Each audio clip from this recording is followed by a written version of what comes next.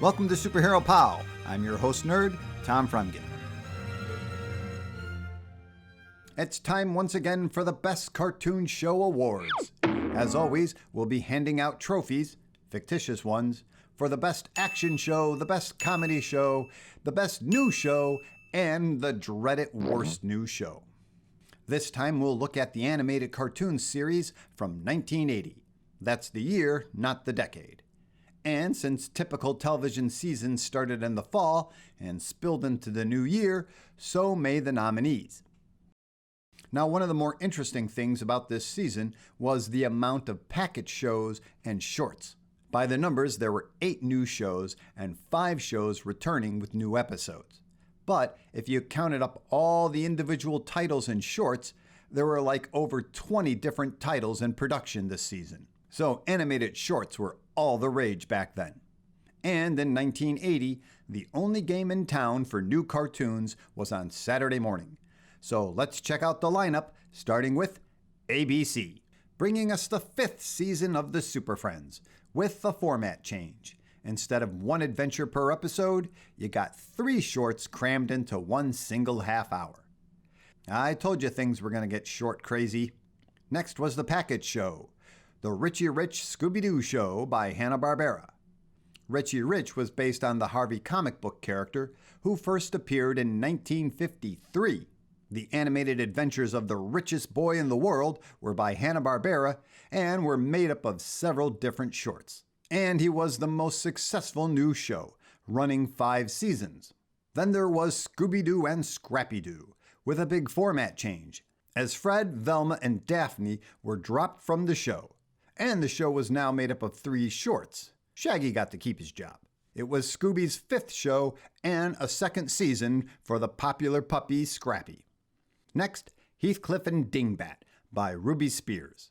Heathcliff was the first animated adventures of the very popular comic strip, Heathcliff. The tough guy Cool Cat first appeared in newspapers in just 1973. What the heck was your problem, Richie Rich? Dingbat, on the other hand, was an original show featuring lovable losers.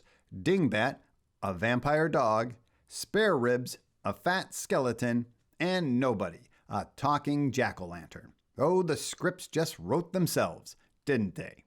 Both Heathcliff and Dingbat had 2 shorts per show.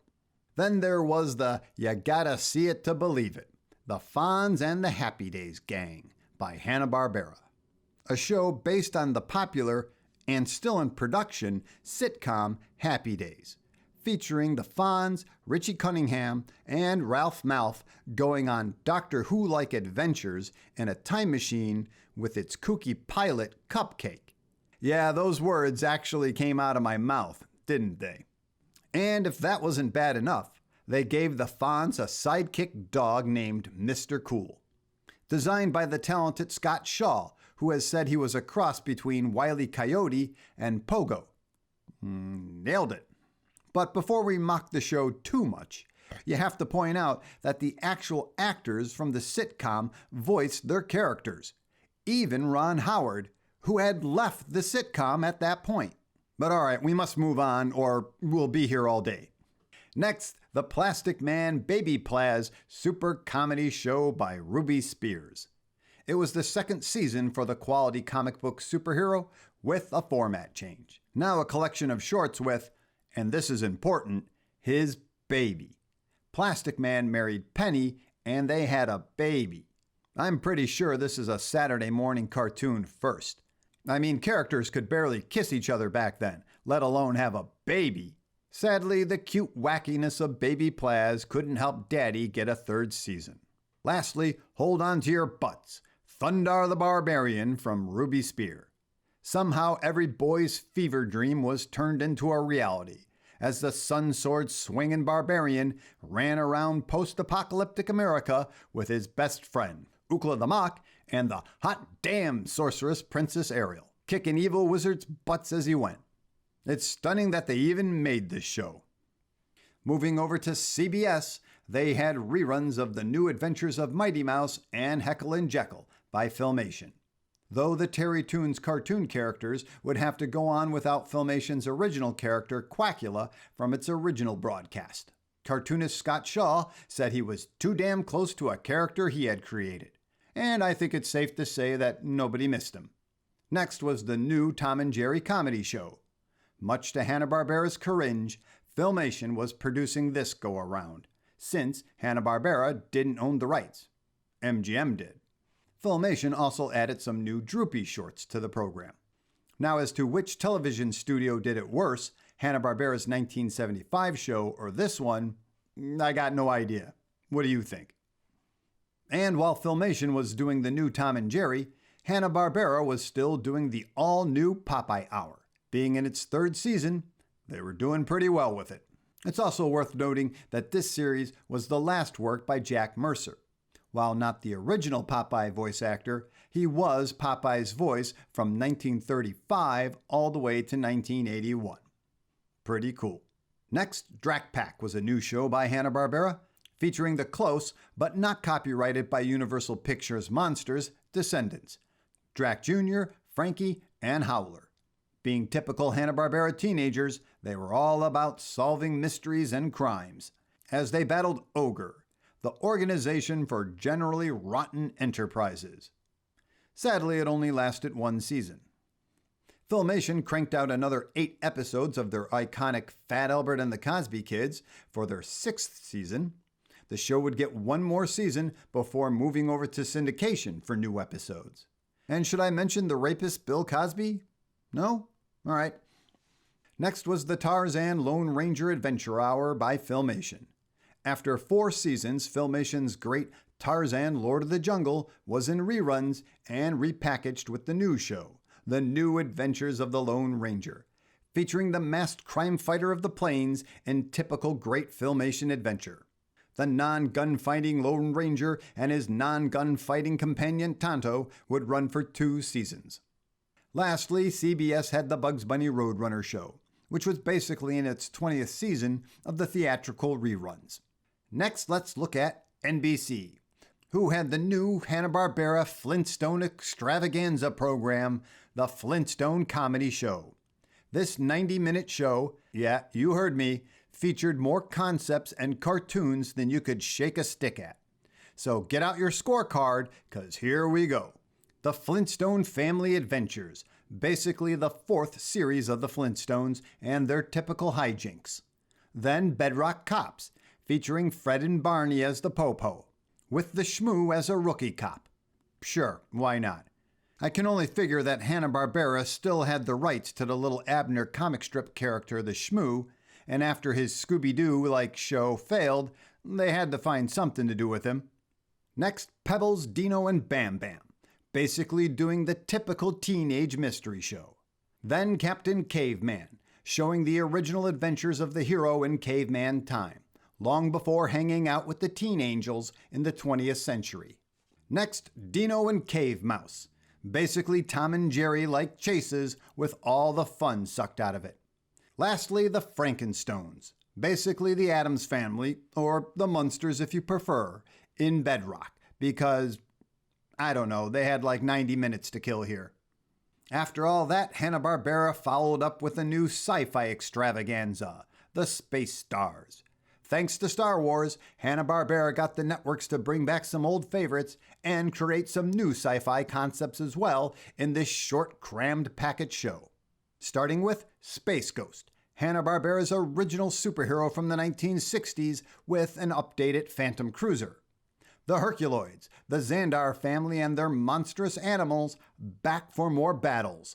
Then the brand new Teen Force, featuring teenage superheroes, Kid Comet, Moleculad, and Elektra. No, not that one. Plus their comic relief sidekicks, the Astromites, mixing it up with the villain, Uglor. Then there was Astro and the Space Mutts. Yes, that Astro from the Jetsons, moonlighting as a space cop with other dogs Cosmo and Dipper. These comical adventures also featured their long-suffering leader, Space Ace. No, not that one. Lastly, the Space Star finale, which was the best part of the show, as all the characters would team up on some grand adventure, within 7 minutes, mind you. With all that, NBC still had time for reruns of the Godzilla and Dynamite Hour, which is some pretty weird synergy if you ask me. And Dynamite originally aired on ABC, and NBC is showing the reruns? Well, both shows were made by Hanna-Barbera, so I guess it makes sense. Next, the second season, so to speak, of The Daffy Duck Show. More Warner Brothers theatrical shorts in the vein of The Bugs Bunny Show. Then the new live-action show, Drawing Power. A pretty lame sitcom of animators showing off their cartoon shorts, which was the good part of the show.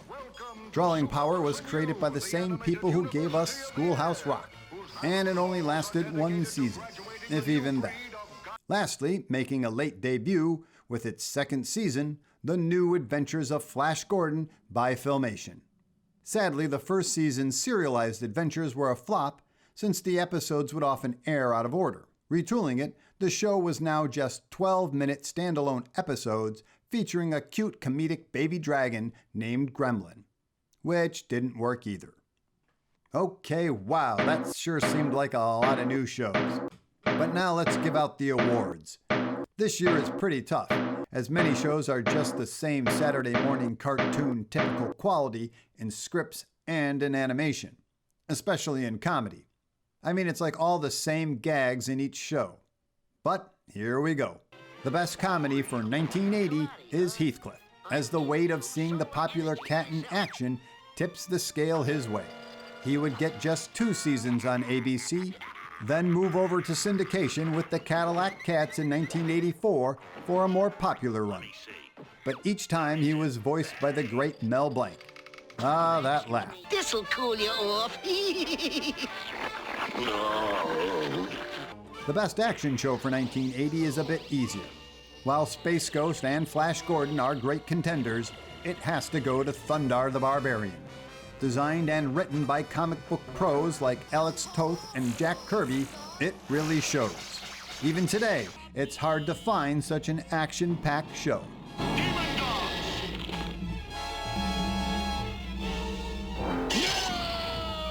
Before we get to the best new show, let's do the worst new show. Lots to choose from, I know. I'll bet you're eyeing the Fonz there. But we'll throw our dart at Dino and the Cave Mouse, because it's just one of the worst Tom and Jerry clones ever made. Uninspired gags that you can see coming a mile away. Breaks my heart that Tex Avery supposedly worked on this. Now the best new show. And yes, we could give it to Thundarr. There's a very healthy argument for that. But in order to spread the love around, we're gonna give it to The New Adventures of the Lone Ranger. Just another great-looking Filmation adventure show. Good music, great designs, great, if often recycled, animation, and voiced by the veteran voice actor, William Conrad. Yes, the gunfighting is sorely missed, but they did the best they could do with what they could do, and it looked great. I told you before, I don't need your help. Everybody needs somebody's help sometimes, Mika. There you go, the best cartoon shows of 1980. What did you think of our picks? Who do you think we short-shafted? Be sure to let us know below. And thanks so much for spending time with me as we went down memory lane. Did you remember all those shows? I'll tell you, I completely forgot about Dingbat. But now if you could be so kind to like, subscribe, and notify, I promise not to stick you into a time machine with Mr. Cool. I'm thinking more Penny and Ariel, right?